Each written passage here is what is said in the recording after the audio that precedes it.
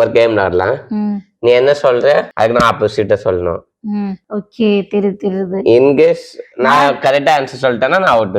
அதான் நான் கேக்குற क्वेश्चनக்கு நீங்க ஆன்சர் பண்ணா நீங்க அவுட்.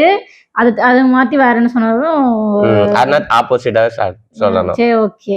ஓகேவா? ஸ்டார்ட்டா? ஃபர்ஸ்ட் நீங்களா நானா? சாப்பிட்டியா? இல்ல கேக்குறேன் நானு. நான் சாப்பிட்டேன். ஐயோ நான் உங்ககிட்ட கேக்குறேன் யார் ஃபர்ஸ்ட் ஸ்டார்ட் பண்றதுன்னு. நான் நாளைக்கு தான் ஊருக்கு போவேன்.